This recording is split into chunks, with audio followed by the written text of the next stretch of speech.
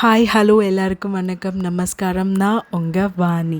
இன்றைக்கி வாணி சமையலில் நம்ம சூப்பரான ஒரு உருளைக்கிழங்கு ஃப்ரை எப்படி டிஃப்ரெண்ட்டாக டேஸ்டியாக பண்ணுறது அப்படின்றது தான் நம்ம இன்றைக்கி பார்க்க போகிறோம். அதுக்கு தேவையான அளவு சோம்பு ஒரு ஸ்பூன் எடுத்துக்கோங்க, பச்சை மிளகாய் எடுத்துக்கோங்க, எல்லாமே உங்கள் டேஸ்ட்டுக்கு ஏற்ப. பூண்டு மறக்காமல் சேர்த்துக்கோங்க. இது எல்லாத்தையும் விட கருவேப்பிலை தழை மறக்காமல் போட்டுக்கோங்க. கொத்தமல்லியும் சேர்த்துக்கோங்க. ஏன்னா இது எல்லாமே நம்ம நார்மலாக போட்டோம் அப்படின்னா எடுத்து வெளியில் வச்சுருவாங்க. இப்படி அரைச்சி நீங்கள் சேர்த்திங்கன்னா டேஸ்ட்டும் வித்தியாசமாக இருக்கும். யாரும் எடுத்து வெளியிலையும் வைக்க மாட்டாங்க. உடம்புல சத்தும் நல்லா கிடைக்கும். இது எல்லாத்தையும் அரைச்சி வச்சுட்டு ஒரு கடாயை நல்லா ஹீட் பண்ணிக்கோங்க. ஹீட் பண்ணதுக்கப்புறம் ஆயில் எப்போவுமே கம்மியாக யூஸ் பண்ணிக்கோங்க. ஃப்ரைனாலும் சரி 1 ஸ்பூன் மேக்ஸிமம் 2 ஸ்பூன், அதுக்கு மேலே போகக்கூடாது. கரெக்டாக பார்த்துக்கோங்க. ஆயில் எப்போவுமே நல்லா ஹீட் ஆனதுக்கப்புறமா கடுகு உளுத்தம்பருப்பு ஆப்ஷனல், உங்களுக்கு வேணும்னா போட்டுக்கோங்க.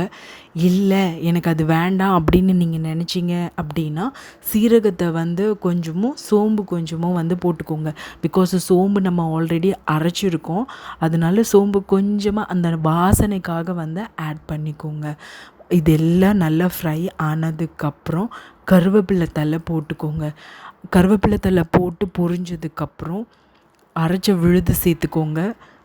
ஆனியன் போட்டு, ஆனியன் எப்போவுமே சீக்கிரம் குக் ஆகுறதுக்கு உப்பு போட்டுக்கோங்க. நல்லா கிண்டி விடுங்க. அடி பிடிச்சிடாமல் பக்கத்தில் இருந்து பார்த்துக்கோங்க. நான் ஆற்றுல எல்ஜி பெருங்காயம் யூஸ் பண்ணுறேன். உங்கள் ஆற்றுல நீங்கள் என்ன வச்சுருக்கீங்களோ யூஸ் பண்ணிக்கலாம்.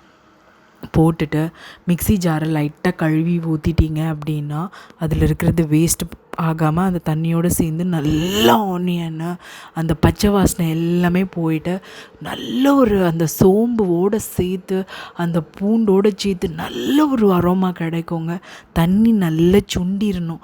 சுண்டினதுக்கப்புறமா நல்ல உருளைக்கிழங்கு உங்களுக்கு எப்படி தேவையோ சாப் பண்ணி போட்டுக்கோங்க. இப்போ 2 உருளைக்கிழங்கு எடுத்திங்கன்னா 5 to 10 மினிட்ஸில் குக் ஆயிரும். நல்லா அடி பிடிச்சிடாமல் கிண்டுங்க. நல்லா கிண்டி எவ்வளோக்கு எவ்வளோ நீங்கள் பாட்டம் கொடுத்து, அதாவது அடி கொடுத்து கிண்டுறீங்களோ அவ்வளோக்கு அவ்வளோ உங்களுக்கு ஈஸியாக சீக்கிரம் குக் ஆயிரும். மேக்ஸிமம் மூடி போட்டு குக் பண்ணிங்க அப்படின்னா உங்களுக்கு இன்னும் ஃபாஸ்ட்டாக குக் ஆயிரும். ஸோ இந்த மாதிரி குக் பண்ணி பார்த்துட்டு ஓப்பன் பண்ணிங்க அப்படின்னா உங்களுக்கு உருளைக்கிழங்கு சீக்கிரம் குக் ஆயிரும்.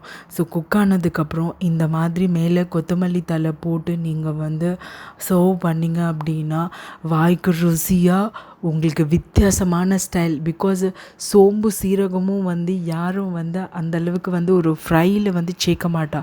ஸோ இந்த மாதிரி முறையில் செஞ்சு பாருங்கள். சூப்பரான டேஸ்ட்டில் உருளைக்கிழங்கு ஃப்ரை நாக்கு இன்னும் வேணும்னு கேட்குங்க. அந்தளவுக்கு டேஸ்டியாக இருக்கும்.